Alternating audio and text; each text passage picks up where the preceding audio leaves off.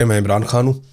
एक तरफ आज़ाद कश्मीर में इंतखाबात के नताइज बनाए जा रहे थे और दूसरी तरफ लाशें गिराई जा रही थी। ये हम मकबूजा कश्मीर के बारे में हमेशा ख़बरों में सुनते आए थे कि इलेक्शन हुआ मकबूजा कश्मीर में और लाशें गिरा दी गई। हमने आज आज़ाद कश्मीर में वही सारा कुछ होते हुए देखा। पाकिस्तान के मौजूदा रजीम ने आसिम मुनीर साहब की क़ियादत में आज़ाद कश्मीर में एक मरतबा फिर लाशें गिरा दी। PMLN ने और पीपल्स पार्टी ने इसमें सहूलतकारी की है और बड़े पैमाने पर लाशें गिराई गई हैं। जो बंदरबांट सीटों की की गई उसमें क्योंकि आवाम ने दिलचस्पी ली नहीं, लोग निकले नहीं वोट डालने के लिए। अब वो जो बैग इन्होंने पहले से भर के रखे हुए थे उन्हीं की गिनती शिनती करके इन्होंने नताइज जारी कर दिए हैं।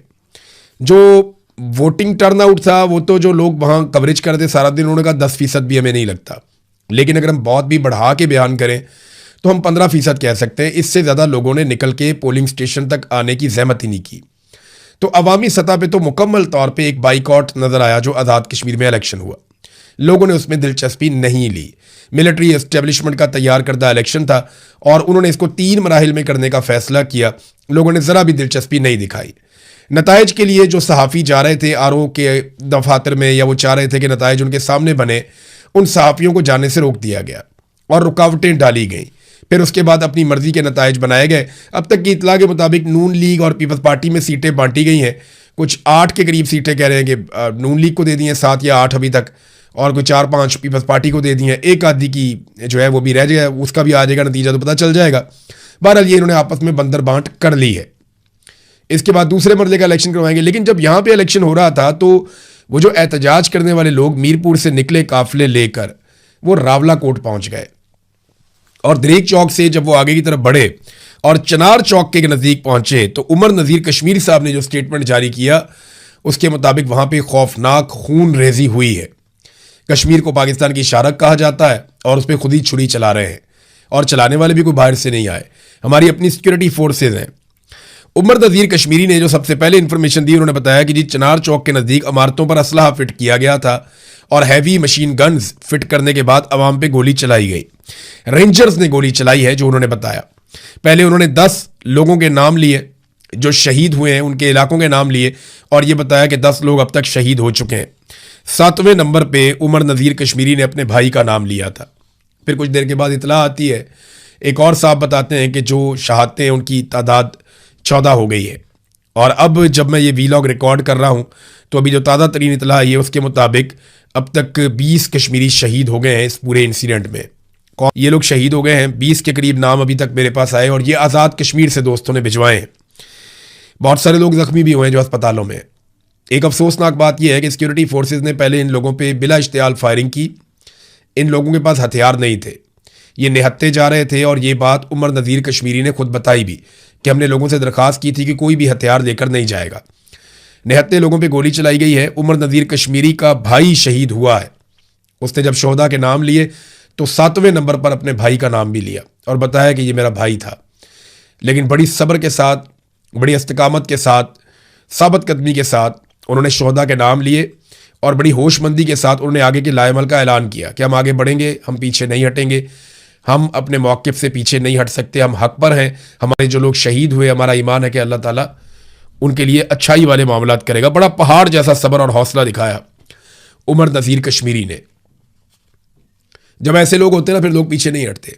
सिक्योरिटी फोर्सेज का मुहासरा तोड़कर गोलियां खाते हुए अपने सीने पेश करके ये लोग पहुंच गए शहर के अंदर और जिस मंजिल पे इन्होंने जाना था वहां तक पहुंच गए। अब आगे का फासला ये लोग पैदल तय करेंगे। वजह यह है कि गाड़ियां इनकी रोक दी गई हैं, तबाह कर दी गई हैं और इनको गाड़ियों की सहूलत भी उस तरह मुयसर नहीं है। तो अब कश्मीरी बड़े पैमाने पर पैदल मार्च करेंगे और इसमें उनको 4 दिन भी लग सकते हैं, 5 भी दिन लग सकते हैं मुजफ्फराबाद जाने में। तो कश्मीरियों के लिए एक बहुत बड़ी रिस्पॉन्सिबिलिटी और एक बहुत बड़ी तहरीक ये बन चुकी है। चंद दिन पहले तक हमारे मीडिया के जो दोस्त भारत में नौजवानों के हक में आवाज़ बुलंद कर रहे थे वो इस पे बात नहीं कर पा रहे। पाकिस्तान के मीडिया पे कश्मीरियों का खून बह रहा है, कोई टिकर भी नहीं चल रहे, कोई खबर नहीं चल रही, कोई ब्रेकिंग नहीं आ रही। कोई पाकिस्तान का मीडिया ये खबर देने के लिए तैयार नहीं है। बल्कि अलीम खान को शिकस्त हुई बदतरीन इस इलेक्शन में और उसका चैनल बदला ले रहा है कि जनाब ये शरपसंद थे। जत्थे कहकर मुखातिब किया जा रहा है, मुसल्ला जत्थे कहा जा रहा है, शरपसंद कहा जा रहा है कि इन्होंने 2 पुलिस वालों को जख्मी कर दिया। ये 20 लाशें नज़र नहीं आती। बहुत सारे जख्मी दर्जनों अस्पतालों में पड़े हुए हैं, वो नजर नहीं आते। अवाम के ऊपर सीधी गोली चलाई गई है। ऐसा लगता है कि एस्टेब्लिशमेंट लोगों के इलेक्शन के बाइकआउट का बदला ले रही थी कि मारो इनको गोलियां, ये हमारे हुक्म की खिलाफ वर्जी करते हैं। नाजरीन, जिन लोगों से मेरी बात हुई आज़ाद कश्मीर में, वो ब्रिगेडियर फाइक को और आईजी लियाकत को जिम्मेदार करार दे रहे हैं कि ये दो लोग बेसिकली रिस्पॉन्सिबल हैं जो भी कत्लेआम आज़ाद कश्मीर में अब तक हुआ है। 50 के करीब लोग पहले शहीद हो गए थे, 20 लोग अब शहीद हो गए, लगभग 70 के करीब लाशें और बहुत बड़े पैमाने पे जख्मी हैं, बहुत बड़ी तादाद में जख्मी हैं।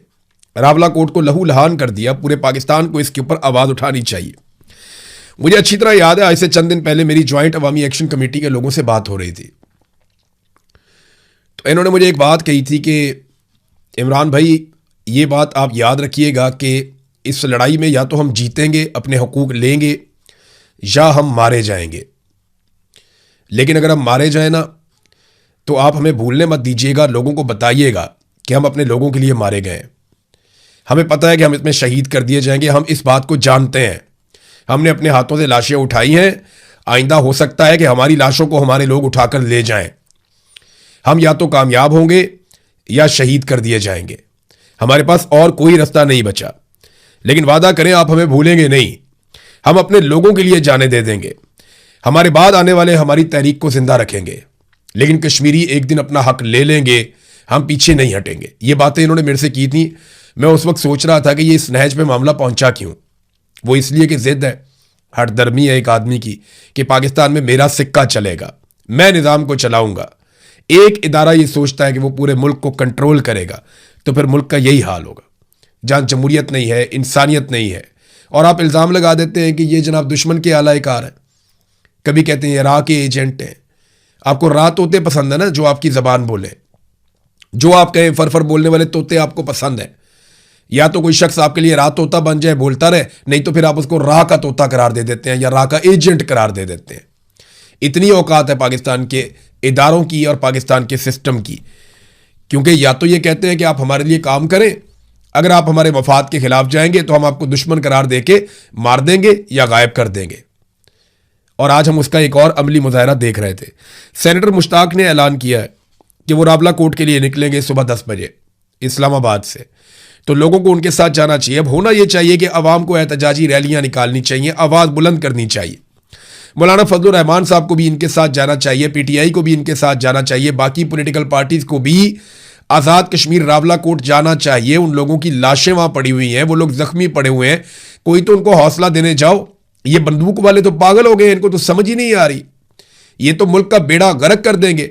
71 में भी मामला इनके हाथ में आया तो मुल्क टूट गया था, आज फिर मामला इनके हाथ में है।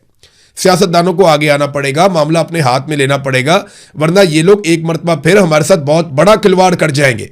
बंदूक वालों का दिमाग काम नहीं कर रहा, तो जो सियासतदान है, सिविलियंस हैं, वो आगे बढ़े और जाकर जख्मों पे मरहम रखें।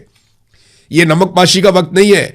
अवाम को एहतजाजी रैलियां करनी चाहिए, ताजरों को खड़ा होना चाहिए, ट्रांसपोर्टर्स को खड़ा होना चाहिए, वकला को इस मामले में एहतजाज करना चाहिए अपनी अपनी अदालतों में, तालिब इल्मों को बाहर निकल के आवाज़ बुलंद करनी चाहिए। ओवरसीज पाकिस्तानी, बल्कि मेरा उनसे रब्ता हुआ, वो बहुत बड़े पैमाने पर एहतजाज प्लान कर रहे हैं। जैसे माजी में उन्होंने एहतजाज किया, वो उससे भी बड़ा एहतजाज करने जा रहे हैं। उनका यह कहना है कि वो अपने भाइयों को इस मुश्किल वक्त में अकेला नहीं छोड़ेंगे। सोशल मीडिया पे आप जरूर आवाज़ उठाएं, जितनी आवाज़ उठा सकें, थोड़ी उठाएं, ज़्यादा उठाएं, लेकिन आप सोशल मीडिया पे भरपूर आवाज़ उठाएं। जख्मियों को अस्पतालों में जाकर इलाज नहीं करवाने दिया।